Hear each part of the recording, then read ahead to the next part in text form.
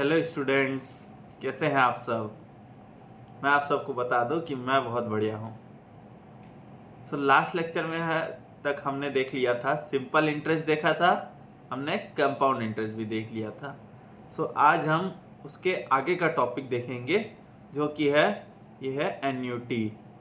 Annuity. अब ये annuity क्या चीज़ होता है। अक्सर आप लोग ने सुना होगा होम लोन, कार लोन, और नहीं सुना तो हो सकता है अपने घर में पूछ लीजिएगा। कई बार होम लोन और कार लोन ये सारी चीज़ें चलते रहती हैं। ओके। ये इन सारे लोन्स में क्या होता है, जैसे होम लोन हो गया या फिर कार लोन हो गया, ये सारी चीज़ों में होता क्या है। ये सारी चीज़ों में क्या होता है, अपने को ईएमआई पे करना पड़ता है। EMI equated monthly instalment. Okay. ये दोनों चीज़ों में अपने को क्या होता है, अपने को ईएमआई पे करना पड़ता है। मतलब क्या होता है, मंथली एक सेम अमाउंट पे करना पड़ता है। मंथली एक सेम अमाउंट पे करना पड़ता है, अपने को सेम अमाउंट पे करना पड़ता है।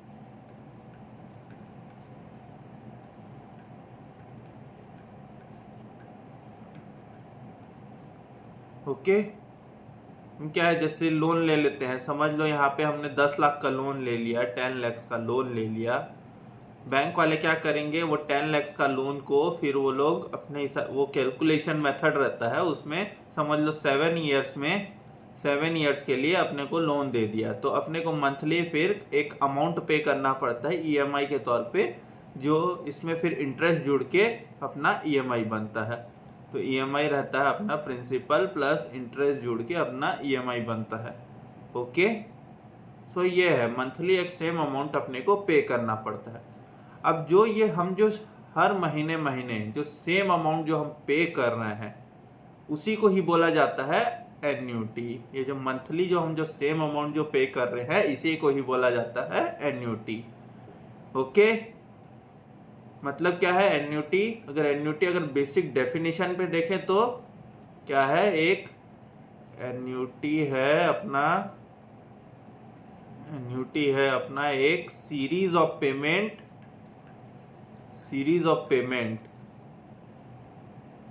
क्या है, इक्वल अमाउंट और यहाँ पे क्या है, इक्वल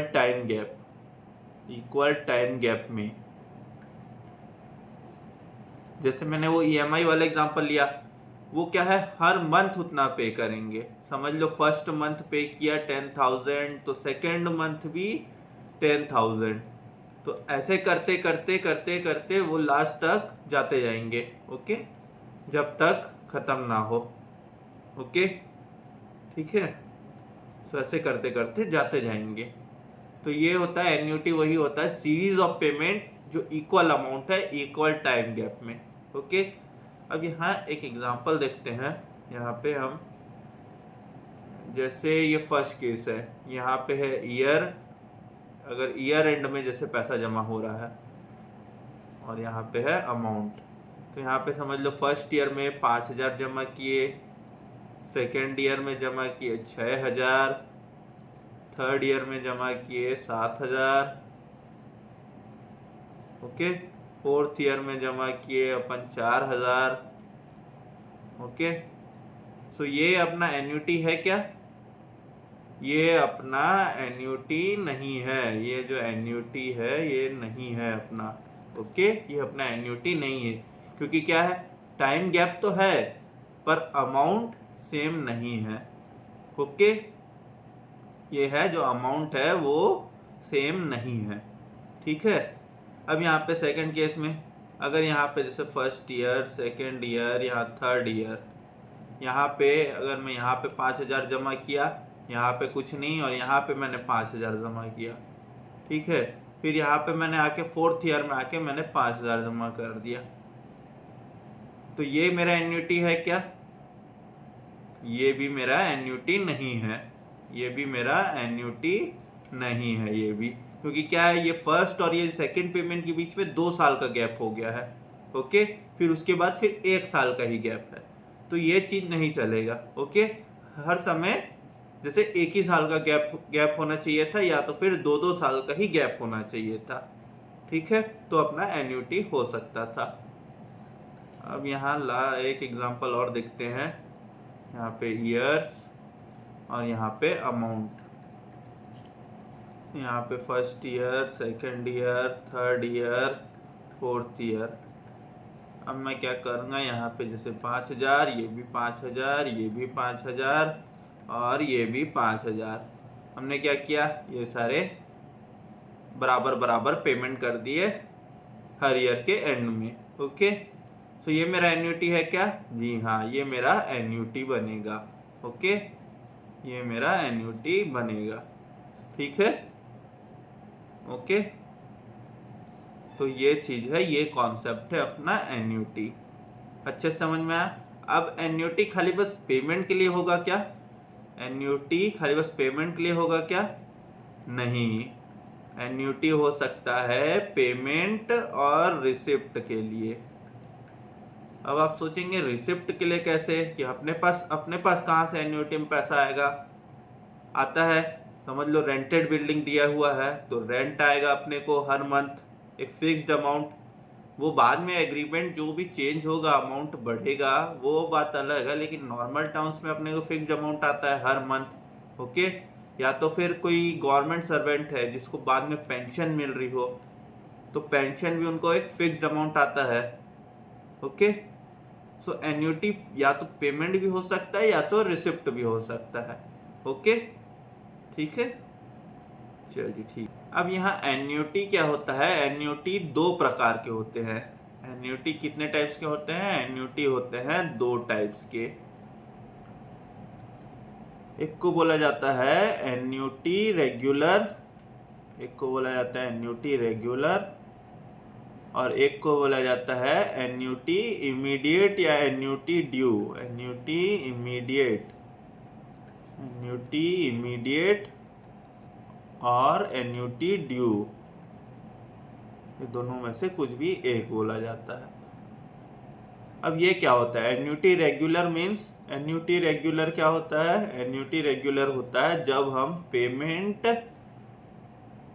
और रिसिप्ट, कुछ भी हो सकता है, जब ये एंड ऑफ पीरियड में हो। ओके, एंड ऑफ पीरियड में, जैसे क्या है, ईयर एंड में होता है या तो फिर मंथ एंड में पेमेंट करते हैं। ओके, वो पीरियड एंड होने के बाद जब पेमेंट होता है या रिसिप्ट होता है, वो होता है एन्युटी रेगुलर। एन्युटी इमीडिएट फिर आप समझ गए होंगे, स्टार्ट ऑफ पीरियड में। ओके, अगर ये पीरियड के एंड वाला है तो ये स्टार्ट ऑफ पीरियड में होगा। ठीक है, ओके, चलिए आगे देखते हैं। अब आगे क्या कॉन्सेप्ट है अपना? आगे का अब अपना कॉन्सेप्ट है फ्यूचर वैल्यू। अब ये फ्यूचर वैल्यू क्या चीज है? हमने अभी जैसे कंपाउंड इंटरेस्ट में देखा था, कंपाउंड इंटरेस्ट में हमने क्या देखा था कि प्रिंसिपल होता है, फिर उसके बाद अपने को जो भी अपन प्रिंसिपल जो भी इन्वेस्ट किए रहते हैं उस पे अपने को एक इंटरेस्ट मिलता है। ओके, अपने को इंटरेस्ट रिसीव होता है, तो और फिर लास्ट में एक फाइनल अमाउंट आता है। ओके, लास्ट में एक फाइनल अमाउंट अपने को मिलता है। ओके, ठीक है, यही चीज हमने देखा था। सो ये जो अमाउंट है, ये अमाउंट क्या चीज है? ये अमाउंट ही है अपना फ्यूचर वैल्यू। ओके, अभी हमने एक कैश फ्लो किया, अभी हमने एक प्रिंसिपल इन्वेस्ट किया, मतलब प्रिंसिपल इन्वेस्ट किया तो वो क्या हो गया अपना cash flow. Principal invest is equals to cash flow. Okay, cash flow means cash outflow, जो भी हमारे पास से जो भी पैसा गया कैश और बैंक के थ्रू, वो हो गया अपना कैश फ्लो। ओके, अब इसमें जो भी अपने को इंटरेस्ट मिलेगा, सपोज ये 1000 रुपीज हम अगर इन्वेस्ट करते हैं, 7% पर एनम का इंटरेस्ट है। ओके, और फिर उसके बाद अपन इसको 2 इयर्स के लिए कंपाउंडेड एनुअली के लिए इन्वेस्ट कर दिए, तो अपना फिर यहाँ पे क्या आ जाएगा? जैसे फर्स्ट ईयर में अपन देखेंगे तो फर्स्ट ईयर में आएगा मेरा 1000 का 7% इंटरेस्ट। ओके, फिर 1, तो मेरा यहाँ क्या आ जाएगा 70 रुपीज़ आ जाएगा इंटरेस्ट में। ओके, मेरा यहाँ पे 70 रुपीज़ इंटरेस्ट आ जाएगा। तो मेरा जो फ्यूचर वैल्यू आया यहाँ पे आफ्टर 1 ईयर, तो यहाँ पे जो मेरा फ्यूचर वैल्यू आया आफ्टर 1 ईयर वो मेरा क्या आ जाएगा 1000 प्लस 70, तो मेरा आ गया 1070। अब अपन यहाँ पे 2 साल के लिए इन्वेस्ट किए थे, तो अब सेकेंड ईयर में निकाल लेते हैं। तो सेकेंड ईयर में अपना जो अमाउंट आएगा वो क्या आएगा, यहाँ पे पहले अपन इंटरेस्ट निकालते हैं। ये इंटरेस्ट क्या आएगा अपना 1070 पे लगेगा अब अपने को 7%। ओके, फिर ये 1% 1 ईयर के लिए। ओके, इसको कैलकुलेट करते हैं अपन। तो 1070 पे 7% कितना होता है अपना, होता है 74.9। 74.9। ओके, तो अपना जो अमाउंट आ गया वो क्या आएगा 1070 प्लस 74.9, ये अपना अमाउंट आएगा। ओके, तो ये 1070 प्लस 74.9, तो 1144.90। ओके, सो ये जो फाइनल अमाउंट जो आया अपना, ये जो फाइनल अमाउंट आया ये क्या है, ये 1000 रुपीज जो आज का वैल्यू है इसका फ्यूचर में ये 1144.90 के बराबर होगा। इसका मतलब ये हुआ, ये 1000 रुपीज 2 साल के बाद ये इसके बराबर होगा। ओके, तो इसका ये फ्यूचर वैल्यू का कॉन्सेप्ट यही है। तो अगर मैं 1000 रुपीज में इन्वेस्ट करता हूं तो उसका मेरा फ्यूचर वैल्यू क्या होगा 1144.90। अब अगर जैसे सिंगल कैश फ्लो है, जैसे इस केस में क्या है, इस केस में हमने एक ही बार पैसा इन्वेस्ट किया, सिर्फ खाली one time investment. Okay, so ये वन टाइम इन्वेस्टमेंट के केस में अगर अपने को फ्यूचर वैल्यू निकालना है, वन टाइम इन्वेस्टमेंट के केस में अगर अपने को ये फ्यूचर वैल्यू कैलकुलेट करना है, ओके, सो हम यहाँ पे कंपाउंड इंटरेस्ट का ही फॉर्मूला लगा सकते हैं। ओके, सो यहाँ पे हम इसको कंपाउंड इंटरेस्ट वाला ही फॉर्मूला लगा सकते हैं। तो future value is equals to cash flow bracket में 1 plus I to the power n। Okay, अगर ये वन टाइम का ही इन्वेस्टमेंट है तो एन्युटी वाले केस में ये फॉर्मूला काम नहीं आएगा डायरेक्ट। ओके, सो अब अगर जैसे एन्युटी का केस है, एन्युटी का केस है तो हम एन्युटी के केस में हम फ्यूचर वैल्यू कैसे निकालेंगे। तो यहाँ पे एक एग्जांपल लेते हैं, यहाँ पे ले लेते हैं future value in case of annuity. ये future value in case of annuity ये ले लेते हैं। तो एन्युटी के केस में कैसे निकालेंगे। सपोज हम यहाँ पे 100 रुपये इन्वेस्ट कर रहे हैं, 100 रुपये हर साल के एंड में, at the end of each year, at the end of each year. किसमें, सपोज हम 100 रुपीज इन्वेस्ट कर रहे हैं at the end of each year in savings bank. Savings bank account, हमारे सेविंग्स बैंक में हम हर साल 100 रुपये जमा करते हैं। ओके, ठीक है। तो अब अगर हमको उसमें इंटरेस्ट मिलेगा, बैंक हमको उसमें इंटरेस्ट देगा। ठीक है, सो बैंक अपने को इंटरेस्ट देता है, सपोज 3% दे रहा है बैंक अपने को इंटरेस्ट 3%। ठीक है, हमने सोचा कि 4 साल तक हम इन्वेस्ट करेंगे और जो भी पैसा होगा हम निकाल लेंगे। तो टाइम क्या है 4 इयर्स।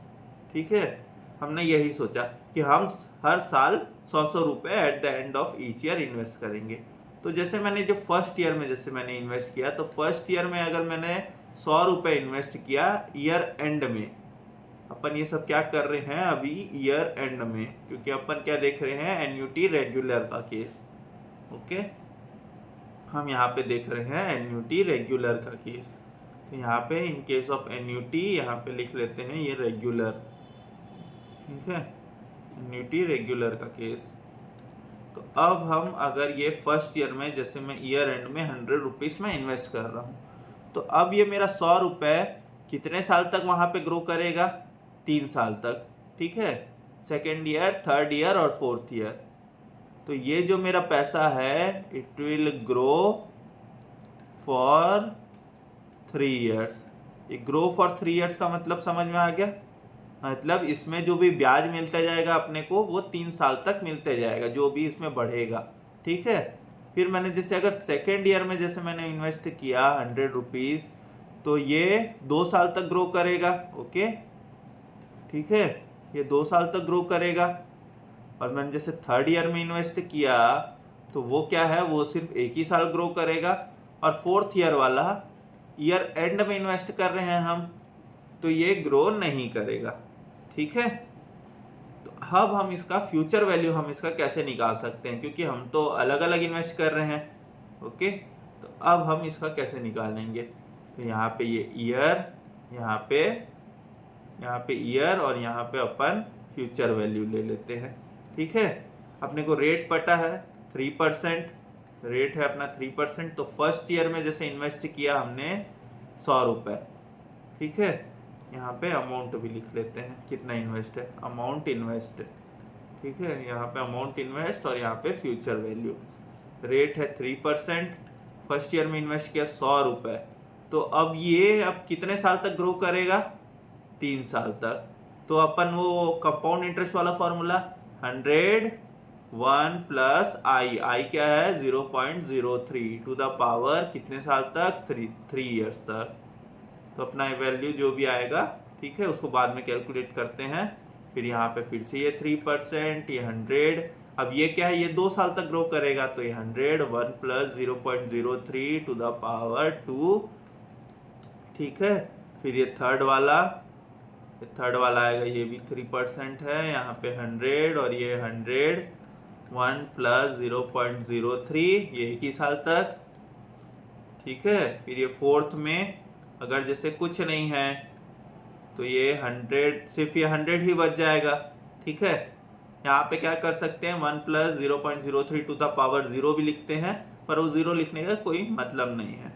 ठीक है ना। अब हम अगर इसको कैलकुलेट करें तो ये 1.03, ये यहाँ पे 1 टाइम 2 3 इंटू 100, तो फर्स्ट वाला क्या आ जा रहा है मेरा 109.27। सेकेंड वाला मेरा क्या आ जाएगा 1.03 इंटू ये 100, यहाँ पे ये आ जाएगा मेरा 106.09। और तीसरा मेरा क्या आ जाएगा 103 और चौथा 100। चारों को ऐड करेंगे तो 109.27 प्लस ये 106.09 प्लस 103 प्लस 100, तो मेरा क्या आंसर क्या आ जाएगा 418.36। मेरा आंसर आ रहा है। ठीक है, लेकिन हम अगर ऐसे टेबल बना के करेंगे, अपने को एग्जाम में तो ऑप्शन से देखना है, वहां पे अपने को तो सिर्फ खाली टिक करना है, अपने को ऐसे टेबल तो बनाना है नहीं। ओके, सो हम इसको जल्दी से कैसे कर सकते हैं, ठीक है, तो उसका भी एक ट्रिक देख लेते हैं। अब यहाँ पे अपने को एक फॉर्मूला भी दिया हुआ है। ठीक है, वो एक बार एक फॉर्मूला ऐसे नोट कर लेते हैं। आप लोग को अगर वो ट्रिक समझ में ना आए तो आप वो फॉर्मूला भी यूज कर सकते हैं। तो क्या लिखा हुआ है, ये जो अमाउंट है ये क्या है, फ्यूचर वैल्यू, एन और आई, मतलब क्या हुआ, इतने पीरियड के बाद और इतना रेट ऑफ इंटरेस्ट पे अपना क्या आ जाएगा, ये जो है अमाउंट जो जितना अपन इन्वेस्ट कर रहे हैं।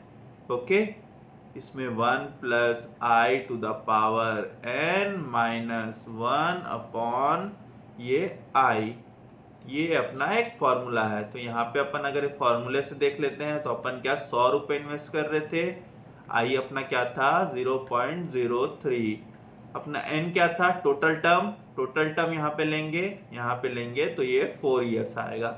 ओके, माइनस 1 अपॉन यहाँ पे 0.03, ये अपन ले लिए।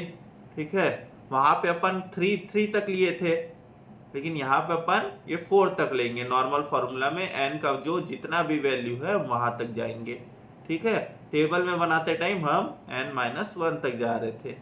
ओके, तो अब हम इसको सॉल्व करते हैं। तो 1.03 टू फिर -1 अपॉन 0.03 इंटू 100, ये अपन सॉल्व किए यहाँ पे, तो इसमें भी अपना वैल्यू आ जाएगा 418.36।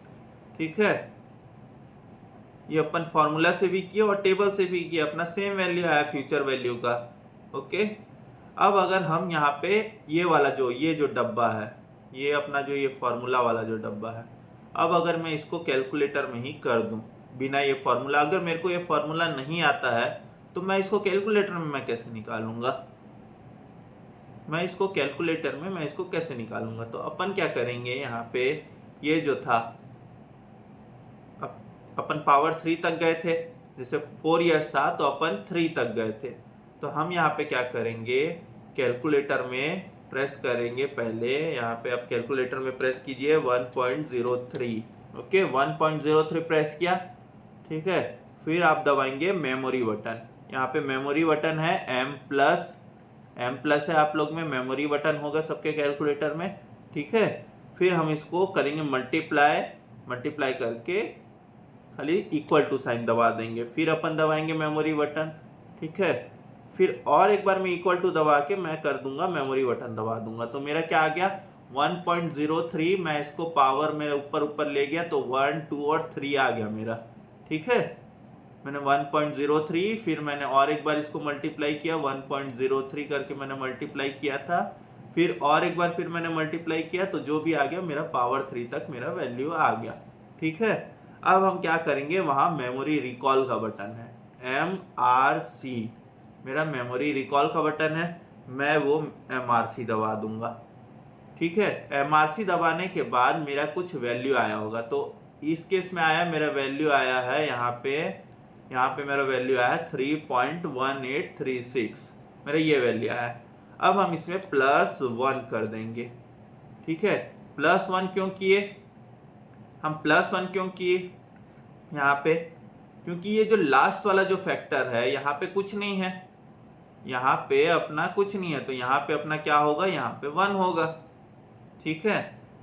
तो अपन क्या किए, ये फैक्टर निकाल लिए थे, ये फैक्टर निकाल लिए थे, ये फैक्टर निकाल लिए थे, तीनों को प्लस किए, फिर उसके बाद अपन कर दिए +1।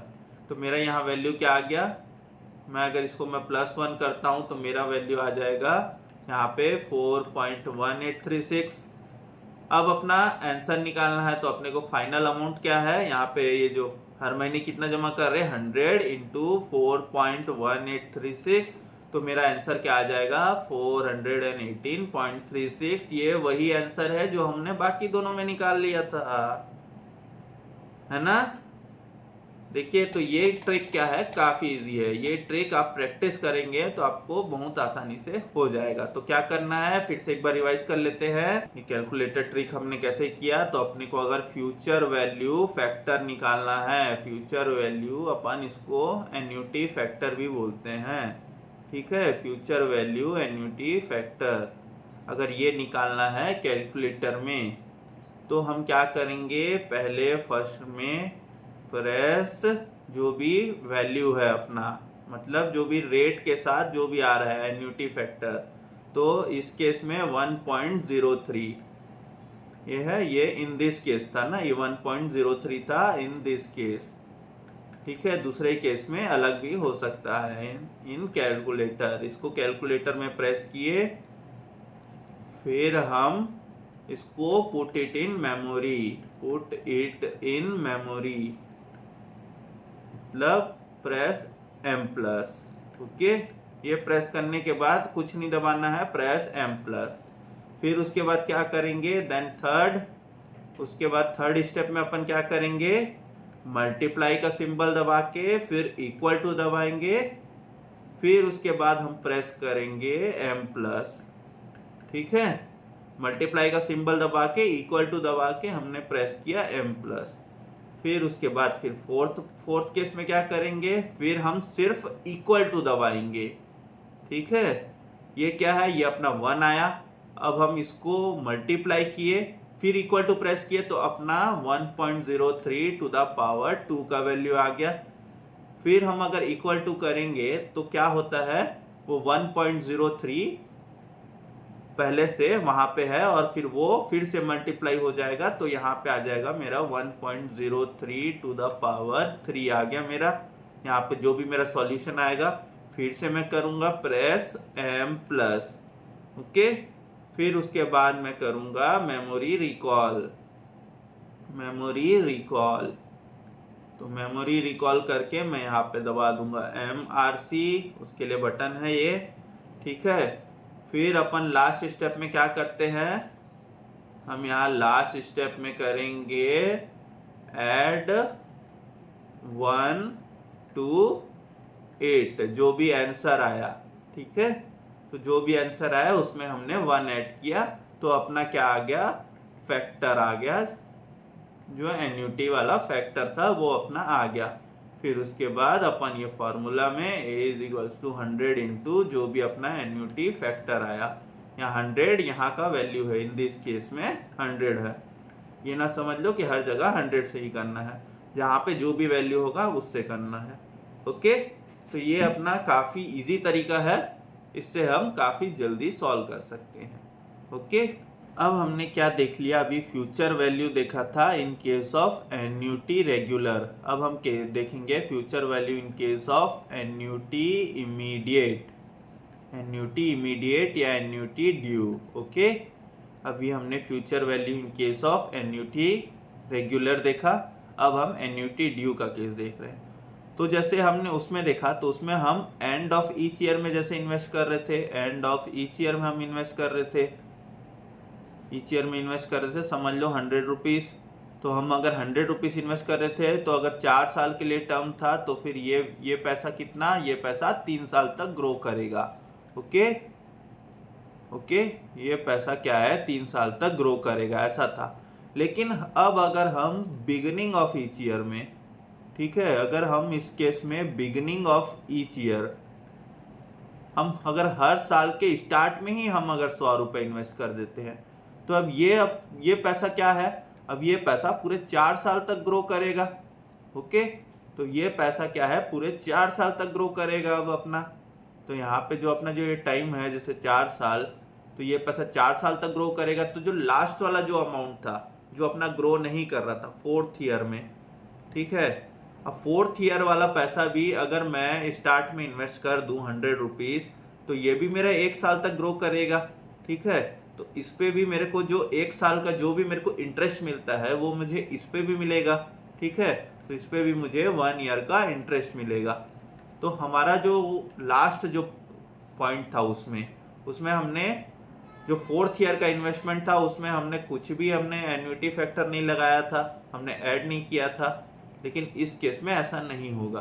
तो यहाँ पे हम लिख लेते हैं ईयर्स, ये अमाउंट है, ये फ्यूचर वैल्यू डायरेक्ट लिख देते हैं ना, ठीक है, फ्यूचर का अमाउंट।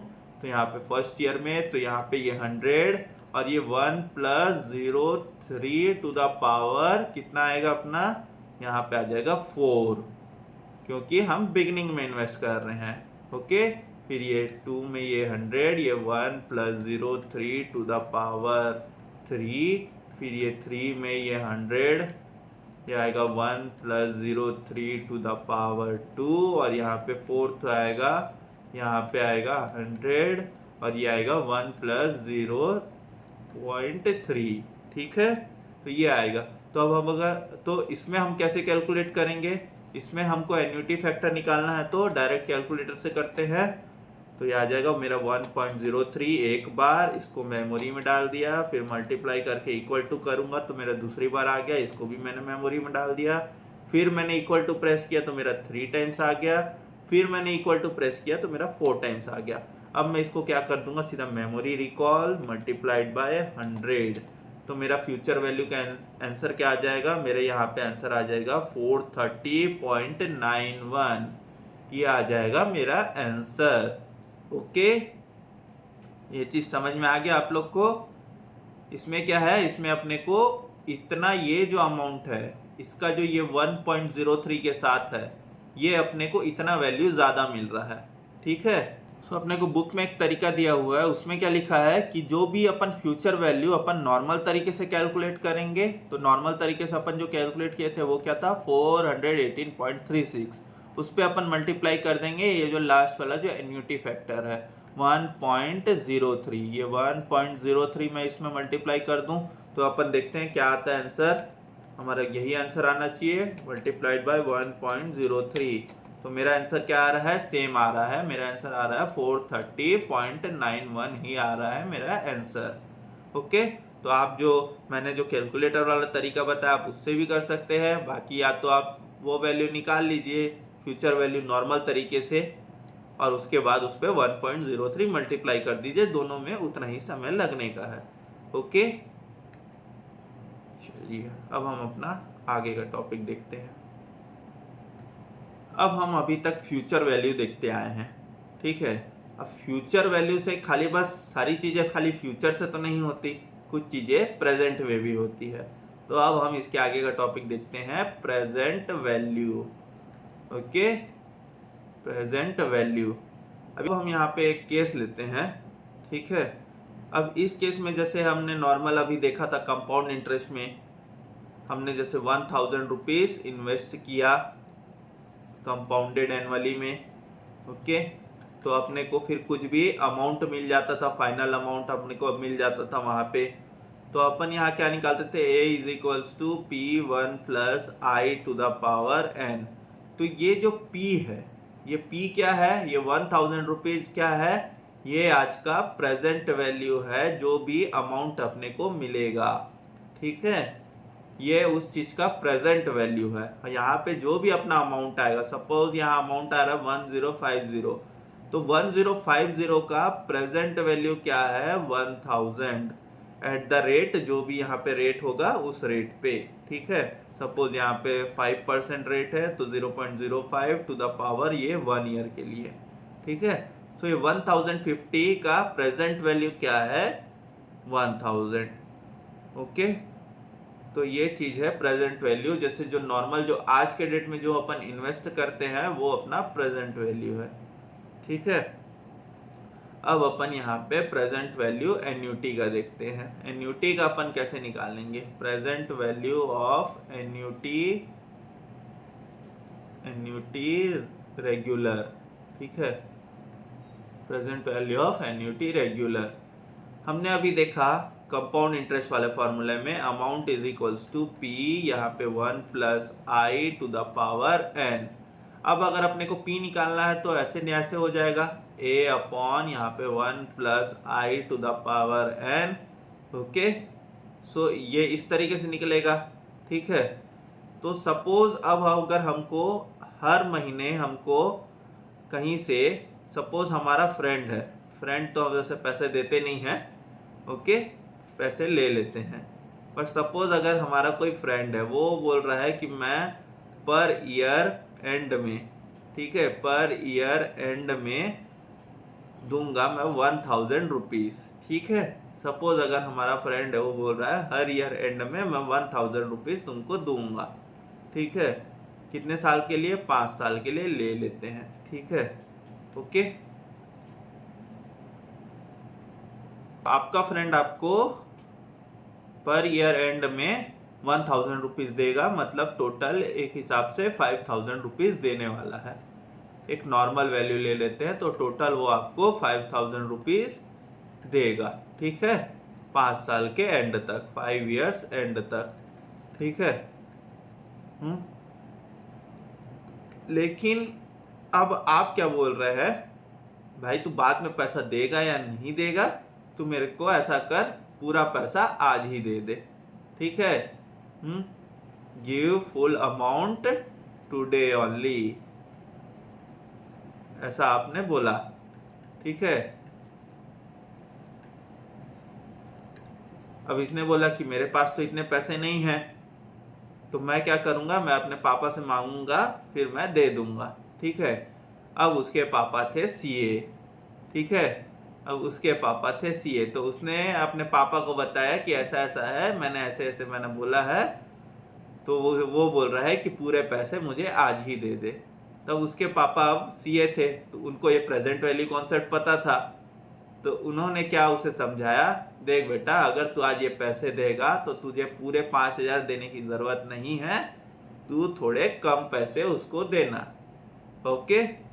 सो अब वो कितने कम पैसे देगा, सो अब यहाँ पे एक फिर उन्होंने बोला कि सपोज हम रेट ऑफ इंटरेस्ट यहाँ पे ले लेते हैं। रेट ऑफ इंटरेस्ट अगर मैं इन्वेस्ट करता तो फिर 10% से इन्वेस्ट करता, ओके। सो हम यहाँ पे ले लेते हैं रेट ऑफ इंटरेस्ट 10%, ठीक है। फिर उन्होंने उनको प्रेजेंट वैल्यू का कैलकुलेशन बताया, तो प्रेजेंट वैल्यू का कैलकुलेशन करेंगे अपन, ठीक है, प्रेजेंट वैल्यू का कैलकुलेशन करेंगे। ओके, प्रेजेंट वैल्यू का कैलकुलेशन, ठीक है, नेक्स्ट पेज में इसको करते हैं। तो यहाँ पे अगर अपन यहाँ पे ले लेते हैं ईयर्स, तो ईयर्स ये 1, ये 2, ये 3, ये 4 और ये 5। ओके, फिर यहाँ पे अपना आ गया, यहाँ पे क्या लेंगे अपन, प्रेजेंट वैल्यू। प्रेजेंट वैल्यू लेंगे तो प्रेजेंट वैल्यू लेते हैं। अब कितना था अमाउंट, 1000।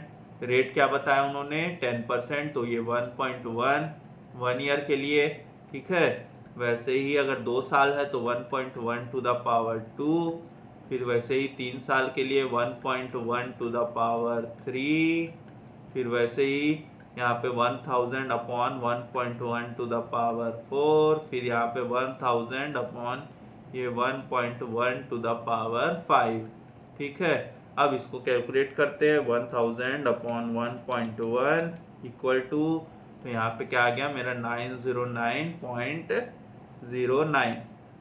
अब यहाँ पे अपन खाली बस अगर कैलकुलेटर ही प्रेस कर देंगे ना, कैलकुलेटर में खाली इक्वल टू ही प्रेस कर देंगे तो अपना जो सेकंड वाला वैल्यू है वो आ जाएगा। ओके, तो यहाँ पे अपने को कुछ करने का जरूरत नहीं है, सिर्फ इक्वल टू प्रेस करेंगे तो अपना ये वैल्यू आ गया। तो ये आया 826.45। ठीक है, फिर से मैंने इक्वल टू प्रेस किया तो मेरा आ गया 751.31। फिर से मैंने इक्वल टू प्रेस किया तो मेरा आ गया 683.013। फिर से मैंने इक्वल टू प्रेस किया तो यहाँ पे आ गया मेरा 620.92। ठीक है, अगर अब आप लोग में अगर GT बटन है कैलकुलेटर में, तो आप वहां से GT बटन प्रेस करेंगे तो ये आपका ये जो टोटल होके आ जाएगा। ये जो पांचों वैल्यू जो आपका दिया हुआ है, ये 909, ये 826, 751, 683, 620, ये पांचों का टोटल होके आपको यहाँ पे वैल्यू आ जाएगा। अगर GT बटन नहीं है तो जैसे ही आप इक्वल टू प्रेस करते हैं, आप यहाँ पे मेमोरी प्रेस कर दीजिएगा, M प्लस प्रेस कर दीजिएगा। जैसे ही आप इक्वल टू प्रेस करते हैं आप M प्लस प्रेस कर दीजिएगा। तो आप यहाँ पे जैसे ही M प्लस, फिर ये वैल्यू आया तो आपने M प्लस प्रेस किया, ये वैल्यू आया फिर M प्लस, फिर ये वैल्यू आया फिर M प्लस, फिर ये वैल्यू आया फिर M प्लस, फिर ये वैल्यू आया फिर M प्लस, फिर उसके बाद प्रेस करेंगे MRC मेमोरी रिकॉल, तो अपना आ जाएगा आंसर। तो यहाँ पे अपना आंसर आएगा 3790.79। थोड़ा सा राउंडिंग ऑफ फर्क हो सकता है, ओके, क्योंकि मैंने मेमोरी प्रेस किया था और मैंने यहाँ पे राउंडिंग ऑफ में वैल्यू लिखा है। ठीक है, तो ये अपना वैल्यू आएगा। तो उसके पापा ने उसे समझाया, बेटा अगर तुझे आज ही पैसे देने हैं तो तू आज इतने पैसे देना उसको। ठीक है, वो सोच रहा था कि अपन को ज्यादा पैसा 5000 मिल जाएगा, लेकिन जो आपका फ्रेंड था उसने अपना नुकसान नहीं करवाया और उसने वो प्रेजेंट वैल्यू कॉन्सेप्ट जानता था तो उसने उसको इतने पैसे दिए। ठीक है,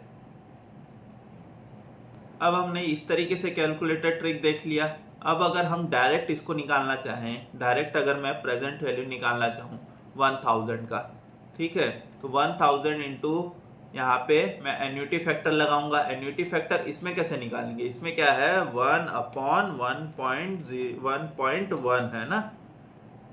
ठीक है, इसमें हम डिवाइड कर रहे थे तो 1 अपॉन 1.1 करके डिवाइड करके मैं पहले मेमोरी, फिर से एक बार, फिर उसके बाद जो आ गया इक्वल टू प्रेस करके फिर मेमोरी, फिर इक्वल टू प्रेस करके फिर मेमोरी, फिर इक्वल टू प्रेस करके फिर मेमोरी का बटन, फिर इक्वल टू प्रेस करके फिर मेमोरी का बटन। ठीक है, 5 बार मैंने कर लिया। फिर मैं इसको मेमोरी रिकॉल करूंगा। ठीक है, मेमोरी रिकॉल करने के बाद मेरा यहाँ एन्युटी फैक्टर आ गया। मेरा एन्युटी फैक्टर आया 3.7908, ये आ गया।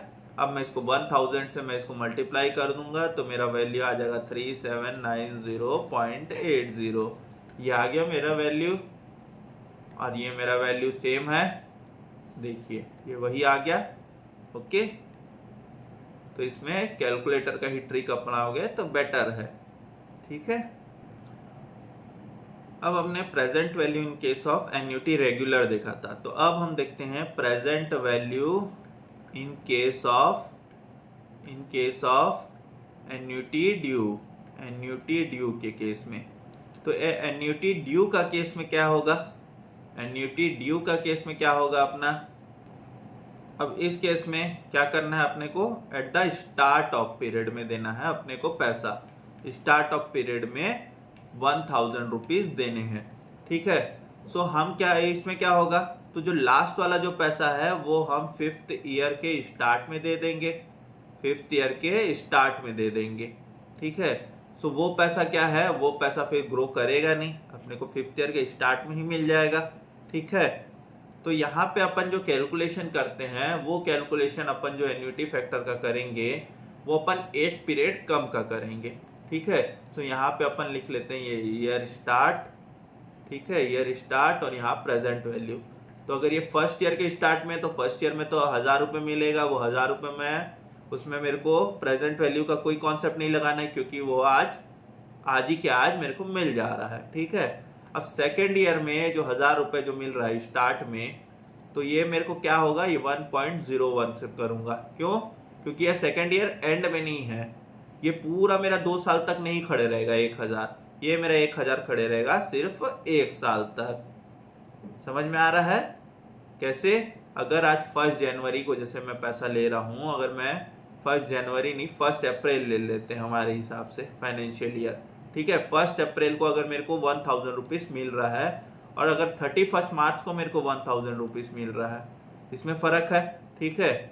31 मार्च को अगर मेरे को मिलने वाला है, आज मैं 1 अप्रैल में खड़ा हूं, अगर मेरे को 31 मार्च को पैसे मिलने वाले हैं तो वो मेरा फ्यूचर वैल्यू होगा, वो मेरे को फ्यूचर में मिलने वाला है। तो इसका मैं प्रेजेंट वैल्यू निकालने के लिए जो मैं रेट है वो रेट से मैं डिस्काउंट करूंगा, ओके, वो मैं रेट से मैं उसको डिस्काउंट कर दूंगा, ठीक है।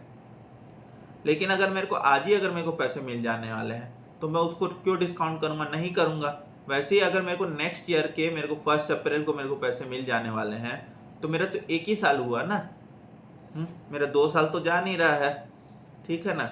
सो यहाँ पे सिर्फ 1.1, फिर वैसे ही मैं थर्ड ईयर में, फिर थर्ड ईयर में 1000 अपॉन ये 1.1 टू द पावर 2, और ये फोर्थ ईयर में ये 1000 अपॉन 1.1 टू द पावर 3, और ये 5th ईयर में आ जाएगा 1000 अपॉन ये 1.1 टू द पावर 4, ठीक है।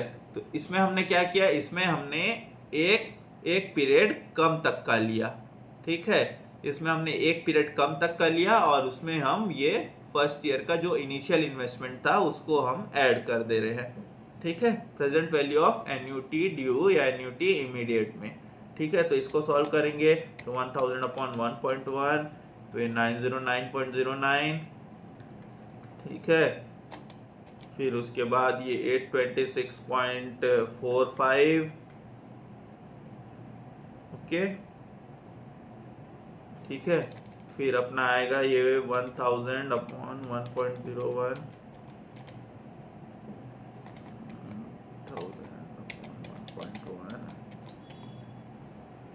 ये अपना आएगा 751.31, फिर अपन और करेंगे तो ये आएगा मेरा 683.01।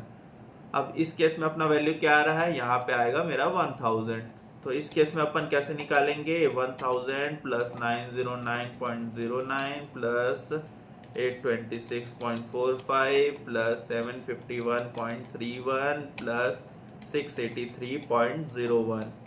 तो यहाँ पे फिर मेरा वैल्यू क्या आ जाएगा, 4169.86। ये है मेरा प्रेजेंट वैल्यू। अगर आज की ही डेट अगर आपका फ्रेंड अगर आपको पैसा देता है तो उसको इतना पैसा देना होगा, ठीक है, ओके। सो हमने ये प्रेजेंट वैल्यू एन्युटी ड्यू भी देख लिया, एन्युटी रेगुलर भी देख लिया, ओके। अब इसमें एक छोटा सा कॉन्सेप्ट दिया हुआ है सिंकिंग फंड का, जिसमें ज़्यादा कुछ है नहीं, आप लोग के सिलेबस में ये आपको आगे काफ़ी काम आएगा। सिंकिंग फंड में क्या होता है, जैसे अपने को कोई भी लोन रीपे करना है या तो डेट रीपे करना है बाद में, ये मोस्टली ये बड़ी बड़ी कंपनियां रहती हैं जो डिवेंचर रिडेम्पशन के लिए सिंकिंग फंड बनाती है। तो जैसे अपने को लोन रीपे करना है या तो फिर डेट रीपे करना है, डेट पे करना है अपने को, तो क्या करते हैं, हर उसमें ईयर या हर मंथ जो भी एक पीरियड रहता है, हर ईयर या हर मंथ में अपन क्या है एक इन्वेस्टमेंट कर देते हैं पैसा, वहाँ पे एक पैसा इन्वेस्टमेंट कर देते हैं ताकि फिर जैसे अगर 5 साल के बाद 5 years आफ्टर अगर हमको रीपे करना है तो हम वहाँ से पैसे निकाल के वहाँ से मनी विड्रॉ करके हम वहाँ पे दे सके उनको पैसे जिनसे भी लिए थे। ठीक है, मनी विड्रॉ करके रीपे कर दें। ओके, ये अपन कर सके। तो ये कॉन्सेप्ट होता है सिंकिंग फंड। तो ये बेसिकली ज़्यादा कुछ नहीं है, ये भी अपना फ्यूचर वैल्यू और प्रेजेंट वैल्यू टाइप से ही कॉन्सेप्ट है। लेकिन मोस्टली सिंकिंग फंड में क्या है, अपन पैसा जमा कर रहे हैं आगे के लिए, तो ये अपना फ्यूचर वैल्यू का कॉन्सेप्ट के ही जैसा है। तो इसमें भी जो अपना कैलकुलेशन रहता है वो या तो फ्यूचर वैल्यू टाइप से या तो अपन कंपाउंड इंटरेस्ट टाइप से कर सकते हैं। ओके, ठीक है। तो ये इसमें वो जो फ्यूचर वैल्यू वाला जो अपना एन्युटी ड्यू वाला और एन्युटी रेगुलर वाला जो कॉन्सेप्ट लगाए थे वो ही अपना यहाँ पे काम आएगा। ओके, तो यहाँ पे लिख लेते हैं ये जो future value of annuity due या तो एन्युटी रेगुलर, एन्युटी ड्यू और ये रेगुलर वाला ही कॉन्सेप्ट काम आएगा। ठीक है, ओके। ये सारी ये एप्लीकेशंस है जो अपन अभी पढ़े फ्यूचर वैल्यू और फिर प्रेजेंट वैल्यू के, वो एप्लीकेशन सब कहाँ कहाँ अपने को काम आते हैं, ये वो चीज है। ओके, अब इसमें एक और एक एप्लीकेशन होता है लीजिंग में। ये फ्यूचर वैल्यू का कॉन्सेप्ट कहाँ काम आता है, लीजिंग में। अब लीजिंग क्या होता है, लीजिंग एक प्रकार का रेंट है, ये एक प्रकार का रेंट एग्रीमेंट है। ओके, एक प्रकार का रेंट बोल सकते हैं जो मोस्टली जो लैंड पे होता है। ओके, ये प्रॉपर्टी और किसी में भी हो सकता है, बट क्या है मोस्टली होता है लैंड पे। मशीनरी में भी हो सकता है, मोस्टली लैंड में होता है, या फिर बोल सकते हैं आप प्लांट एंड मशीनरी में भी होता है, एक लीजिंग एग्रीमेंट होता है। अब लीजिंग में क्या होता है, नॉर्मल कि आप हर ईयर एंड में इतना रेंट देंगे, हर ईयर एंड में रेंट देंगे। ओके, तो यहाँ पे वही हो जाता है, हर ईयर एंड में आपको रेंट मिलेगा और एक एग्रीमेंट कर लिया जाता है। ठीक है, तो ये होता है अपना लीजिंग एग्रीमेंट। तो ये अपना यहाँ पे क्यों काम आता है, सपोज क्या है, कई बार क्या है कोई भी बिजनेसमैन हो गया, सपोज ये एक बिजनेसमैन है, ठीक है, ये यहाँ पे सोच रहा है कि मैं मशीन परचेज करूं, मेरे को पेटी कॉन्ट्रैक्ट का काम मिला है 1 साल का, 1 years पेटी कॉन्ट्रैक्ट इसको मिला है। ठीक है, 1 years पेटी कॉन्ट्रैक्ट का इसको काम मिला है। तो अब अगर ये सोच रहा है मशीन परचेस करूं या फिर मशीन को मैं लीज पे लूं। ठीक है, क्योंकि मुझे तो ये मशीन मुझे तो आगे जाके काम आने वाली नहीं है। ठीक है, या तो काम अगर आएगी भी तो उसका वैल्यू खत्म हो जाएगा। ठीक है, तो मैं मशीन परचेस करूं या मैं मशीन लीज पे लूं, मुझे कौन सा मुझे बेहतर होगा। ठीक है, मेरे लिए कौन सा यहाँ पे बेहतर होगा, तो उसके लिए ये कॉन्सेप्ट काम आता है, फ्यूचर वैल्यू और प्रेजेंट वैल्यू का कॉन्सेप्ट। ओके, सो अब यहाँ पे एक एग्जांपल देख लेते हैं अपन।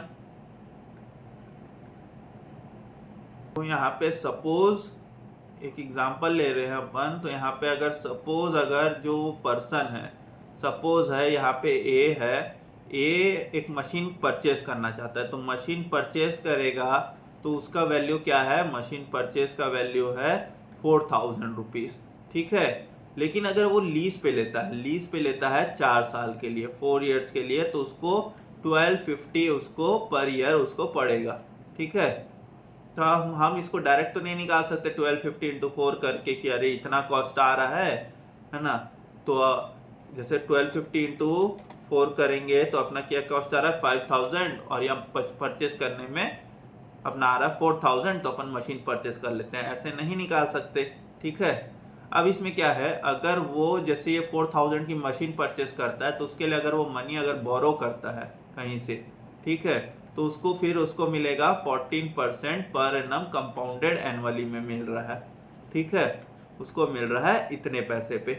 ठीक है ना, उसको इतने पैसे पे मिल रहा है, 14% पर एनम कंपाउंडेड एनुअली में उसको ये पैसा मिल रहा है।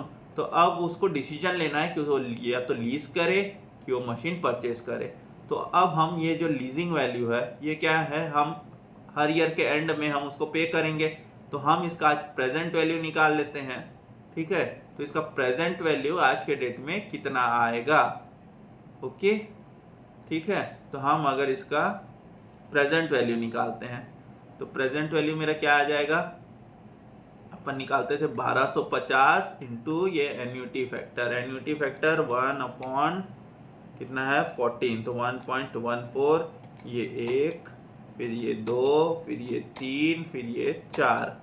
ठीक है, 4 कर लिए। फिर अपन मेमोरी रिकॉल करेंगे तो यहाँ पे आ जाएगा मेरा 2.9137, ये आ गया मेरा एन्युटी फैक्टर। तो इसका फिर मेरा प्रेजेंट वैल्यू कितना आ जाएगा 1250 इंटू ये, तो मेरा प्रेजेंट वैल्यू आ रहा है 3642। ठीक है, सो मेरा अगर मैं लीज पे लूंगा तो मुझे 3642 पड़ेगा रेट, और अगर मैं परचेस करता हूं तो मेरे को 4000 पड़ेगा। ओके, सो यहाँ पे कौन सा फायदेमंद है, लीजिंग इज बेटर। ठीक है, लीजिंग इज बेटर। ओके, ठीक है, ये चीज समझ में आ गया। ओके, अब हम जाते हैं इसका और एक एप्लीकेशन में। इसके और एक एप्लीकेशन क्या है, कैपिटल एक्सपेंडिचर। कैपिटल एक्सपेंडिचर जैसे नॉर्मली क्या होते हैं, बिजनेस स्टार्ट होते हैं तो एक प्रोजेक्ट बनाया जाता है कि फ्यूचर में अपना क्या क्या खर्चा होगा और किस तरीके से मेरा कैश आउटफ्लो और मेरा कैश इनफ्लो होगा। ओके, ये चीज़ देखा जाता है, तो इसके लिए ये सारी चीज़ें काम आती है। जैसे अभी हमने जो लीजिंग वाला कॉन्सेप्ट देखा उसमें भी कैपिटल एक्सपेंडिचर था। हम क्या है, मशीन परचेज कर रहे थे। ठीक है, हम क्या है, मशीन को परचेज कर रहे थे, तो वो क्या है, मशीन परचेज है अपना कैपिटल एक्सपेंडिचर। तो अगर जैसे कोई भी जैसे कैपिटल एक्सपेंडिचर करना है तो उसके लिए भी ये सारी चीज़ें, ये जो प्रेजेंट वैल्यू और फ्यूचर वैल्यू का कॉन्सेप्ट काम में आता है। मोस्टली क्या है, प्रेजेंट वैल्यू का ही कॉन्सेप्ट इसमें काम आता है, फ्यूचर वैल्यू का कॉन्सेप्ट इसमें बेसिकली काम नहीं आता। ठीक है, अब ये अपने को ये जो कॉन्सेप्ट है ये अपने को बॉन्ड वैल्यूएशन में भी काम आता है कि बॉन्ड वैल्यूएशन। अब बॉन्ड क्या चीज होता है, बॉन्ड एक प्रकार का डेट होता है, एक प्रकार का लोन टाइप से डेट जो हम किसी को देते हैं, डेट हम देते हैं और वो क्या करता है, एक पीरियड तक अपने को इंटरेस्ट पे करता है और उसके बाद जो लास्ट में है वो अपने को एक फाइनल अमाउंट दे देता है। ठीक है, ये अपने को क्या है, फाइनल अमाउंट दे देता है। तो जब तक अपने को वो इंटरेस्ट पे करेगा और जैसे फाइनल अमाउंट देगा तो अपने को वहां पे प्रेजेंट वैल्यू निकालना पड़ेगा कि कितने में अपन परचेज करें, कितने में परचेज करें। ठीक है, तो अपने को वो चीज निकालना पड़ेगा। ओके, तो सपोज अगर एक कोई पर्सन है वो 1000 रुपीज का बॉन्ड परचेज कर रहा है।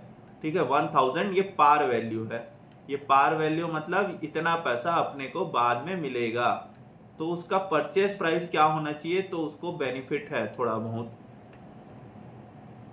सपोज इसका इंटरेस्ट रेट है अपना, नॉमिनल इंटरेस्ट रेट है 10% का। ठीक है, अपने को 14% रिटर्न चाहिए। ठीक है, तो अपन कितने में इसको परचेज करें तो अपने को ये बेनिफिशियल होगा। ठीक है, सो आज अगर अपने को रिटर्न कितना मिल रहा है 100 रुपीज, अपन इसको 3 ईयर्स का मान लेते हैं। ठीक है, अपने को 100 रुपीज रिटर्न मिल रहा है, तो आज के डेट में मेरे को क्या मिलेगा 100 अपॉन ये 1.01।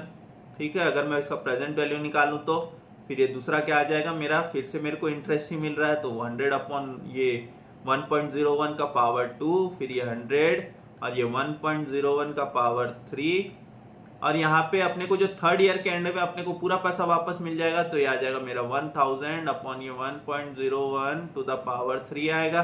ठीक है, इसका कैलकुलेशन करते हैं तो अपना वैल्यू क्या आ जाएगा 907.125, ये अपना आ गया कैलकुलेशन। ठीक है, सो आज का मेरा परचेज वैल्यू कितना होना चाहिए, ये होना चाहिए। ओके, मेरा परचेज वैल्यू होना चाहिए 907.125, ये है बॉन्ड का वैल्यूएशन में। तो इस सारी चीजों में भी ये प्रेजेंट वैल्यू का कॉन्सेप्ट काफी काम आता है। ओके,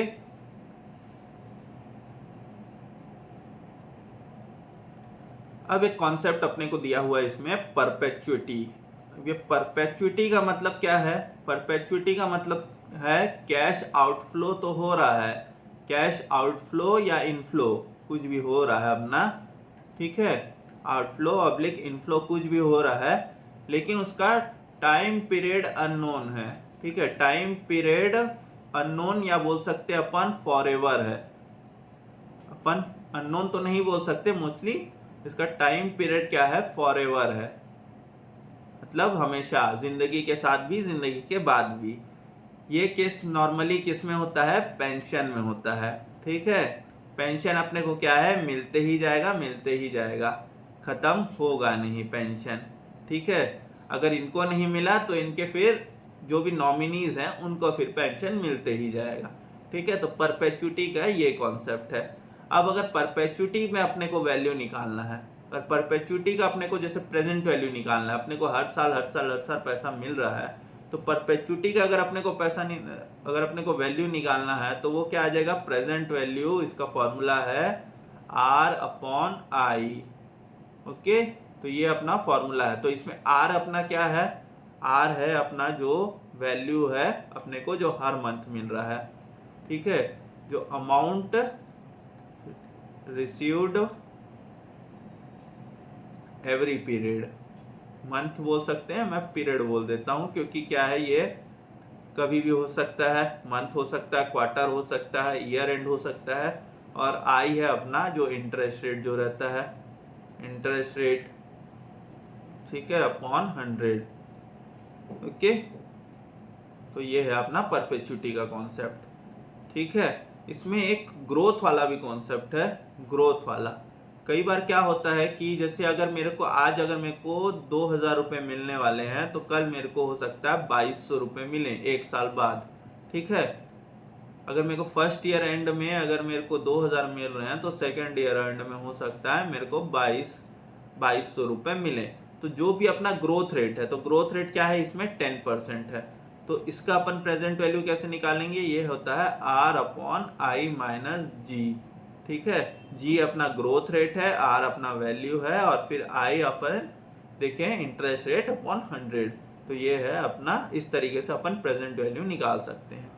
अब हम आते हैं अपने नेक्स्ट कॉन्सेप्ट में जो कि है net present value. Net present value ये एक ऐसा टॉपिक है जो आपको सीए इंटरमीडिएट और सीए फाइनल में पढ़ाया जाएगा और बहुत इंपॉर्टेंट टॉपिक होता है वहाँ पे, और ये आपको फ्यूचर में भी काफ़ी काम आएगा, ठीक है। कि नेट प्रेजेंट वैल्यू का काम क्या होता है, जैसे अपन कोई बिजनेस स्टार्ट कर रहे हैं, समझ लो बिजनेस स्टार्ट कर रहे हैं, ठीक है। तो बिजनेस स्टार्ट में एक फर्स्ट इन्वेस्टमेंट होता है, ठीक है, फर्स्ट इन्वेस्टमेंट होता है, बड़ा इन्वेस्टमेंट, ठीक है, फर्स्ट इन्वेस्टमेंट जो कि एक छोटा लार्ज इन्वेस्टमेंट बोल सकते हैं।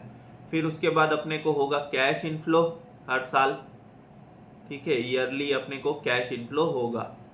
एक मान लेते हैं कि कुछ भी कैश इनफ्लो अपने को ईयरली हो रहा है, हम फर्स्ट इन्वेस्टमेंट कर रहे हैं, उसके बाद अपने को ईयरली कुछ भी कैश इनफ्लो होगा।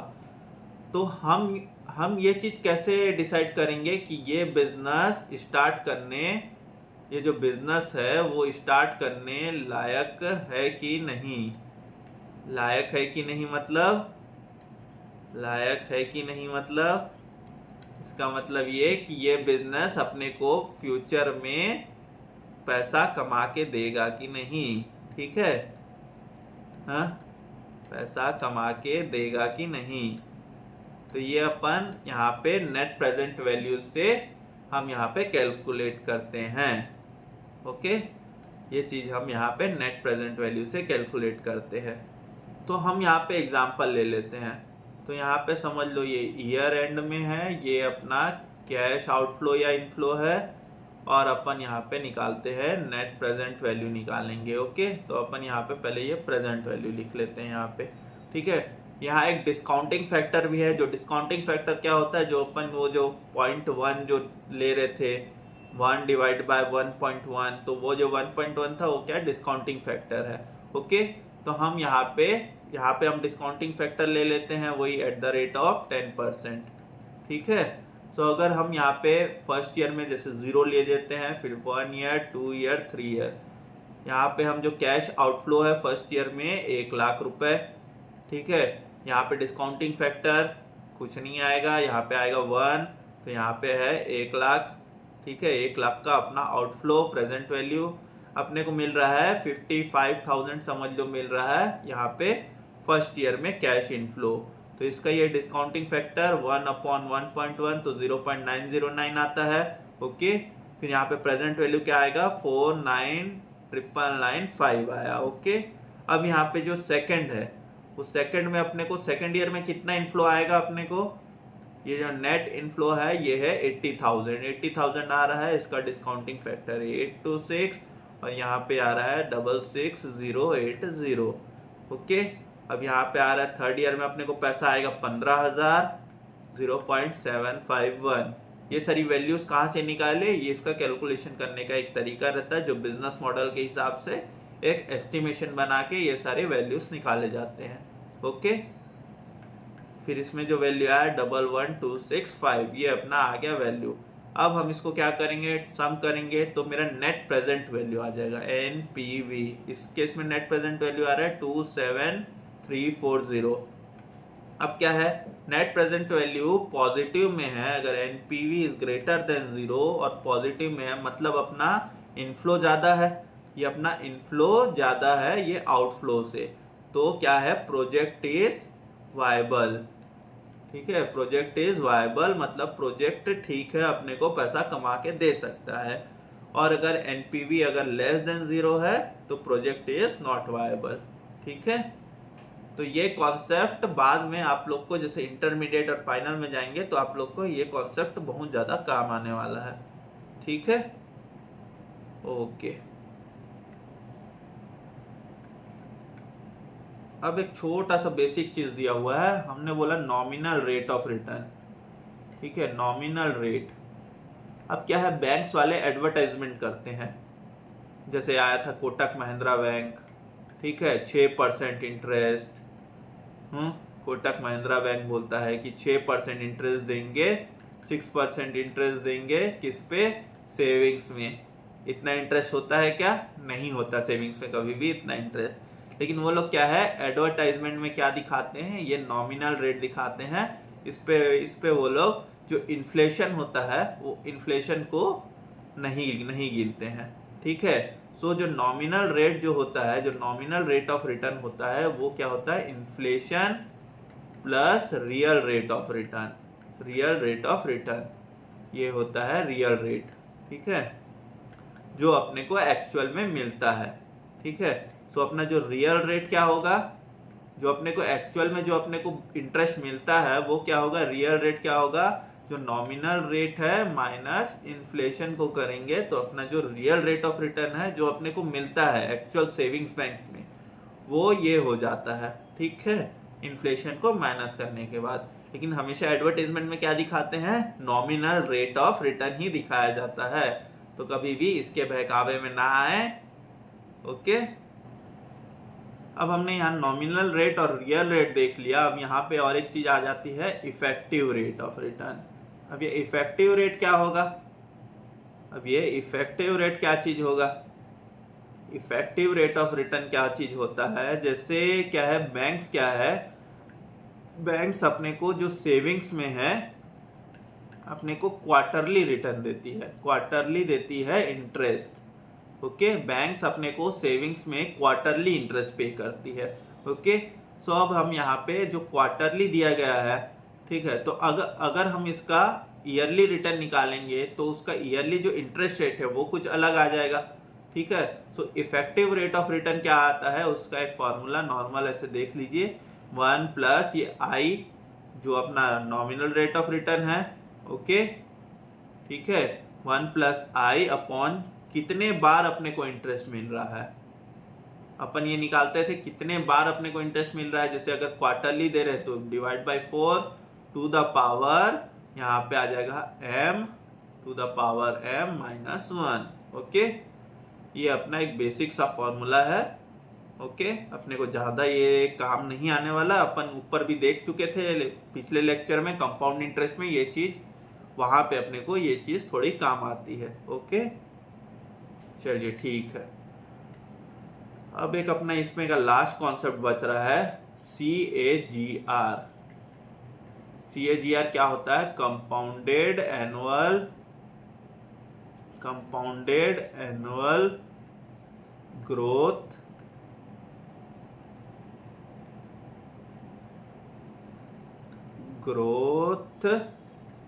रेट। तो अब ये CAGR का कॉन्सेप्ट कहाँ काम आता है? CAGR का कॉन्सेप्ट आता है नॉर्मली जैसे अपन इन्वेस्ट करते हैं, कहीं पे इन्वेस्ट करते हैं अपन स्टॉक मार्केट में, म्यूचुअल फंड्स में, ठीक है। ये सारी जगह में जब हम इन्वेस्ट करते हैं तो हम अगर जैसे दो स्टॉक्स को कंपेयर करेंगे, ठीक है, सो हम उसमें क्या देखते हैं कि वो कितना ग्रो कर रहा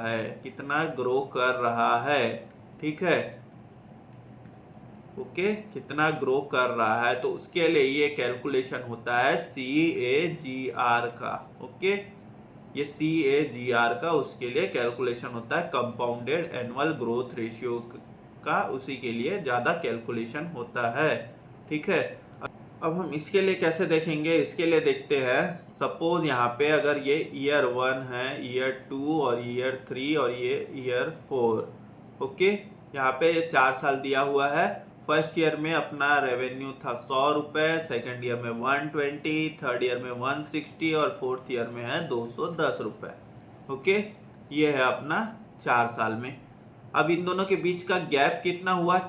इन दोनों के बीच का गैप हुआ अपना 3 साल का, ठीक है। तो अगर अपने को ये दोनों के बीच का कितना ग्रोथ हुआ है वो अपने को देखना है, तो वो अपन कैसे देख सकते हैं? वो अपन उसके लिए फॉर्मूला है 210 अपॉन ये 100, और कितने टाइम का पीरियड था? ये था 1/3। इतने टाइम पीरियड का था ये, ठीक है, 3 साल का था, ओके, ठीक है, -1, ये कैलकुलेशन का फॉर्मूला है, ओके। ये आप लोग ध्यान रख लीजिए। ये आपके अभी CA फाउंडेशन में उतने काम का टॉपिक नहीं है, लेकिन आपको ये CA इंटरमीडिएट और फाइनल में काफ़ी काम आएगा, ओके। फिर हम अगर इसका कैलकुलेशन करते हैं तो यहाँ पे अपना आ जाएगा 1.2774 - 1 = 27.74%। तो ये अपना आ गया CAGR का कॉन्सेप्ट, ओके, ठीक है। ये आपके बुक में दिया हुआ था, इसलिए मैंने बेसिकली इसको ऊपर से समझा दिया आपको। बाकी आपको ज़्यादा काम का कॉन्सेप्ट नहीं है। आप अगर सिर्फ ये फॉर्मूला याद रखें, कोई अचानक कोई क्वेश्चन आ गया तो आप उसको सॉल्व कर सकें, ठीक है। तो यहाँ पे इसका जैसे नॉर्मली फॉर्मूला क्या होता है, अपन वैल्यू ऑफ लास्ट पीरियड, ये जो वैल्यू ऑफ जो लास्ट पीरियड है अपॉन वैल्यू ऑफ ये फर्स्ट पीरियड, अपॉन यहाँ पे ले लेते हैं 1 अपॉन जो टाइम पीरियड का जो डिफरेंस है, ओके। ये क्या है? टाइम पीरियड का डिफरेंस। तो ये क्या है? जो यहाँ पे ये t, अगर इसको 0 ले ले तो यहाँ पे Tn - T0 - 1, ये अपना फॉर्मूला है, ओके। ये फॉर्मूला यहाँ नोट कर लेते हैं, यहाँ फॉर्मूला अपना यहाँ नोट कर लेते हैं। तो यहाँ पे ये फॉर्मूला आ जाएगा अपना CAGR का = V ऑफ टाइम n जो लास्ट टाइम है, और V ऑफ T0 अपॉन ये ऊपर में पावर ये 1 अपॉन ये Tn - T0 - 1, ये अपना CAGR का फॉर्मूला, ओके। सो आज यहाँ पे हमारे ये सारे जो बेसिक जो कॉन्सेप्ट्स हैं मैथमेटिक्स ऑफ फाइनेंस के, ये आज हम यहाँ पे कंप्लीट कर लिए हैं हम, ठीक है। अब यहाँ पे नेक्स्ट वीडियो में मैं आपको इसके जो भी एक्सरसाइज जो बचे हुए हैं वो मैं आपको पूरे कंप्लीट करवा दूंगा, ओके। उम्मीद करता हूँ आपको ये सारे लेक्चर्स आपको अच्छे से समझ में आ रहे होंगे और आप इसको अच्छे से एंजॉय भी कर रहे होंगे, ओके। सो आप अच्छे से आप पढ़ते रहिए, अपने फ्रेंड्स के साथ इसको ज़रूर शेयर कीजिएगा, ठीक है। So till then goodbye everyone. अच्छे से पढ़ते रहिए, अपने सेहत का ज़रूर ध्यान रखिए, स्वस्थ रहे, मस्त रहे। Bye bye everybody.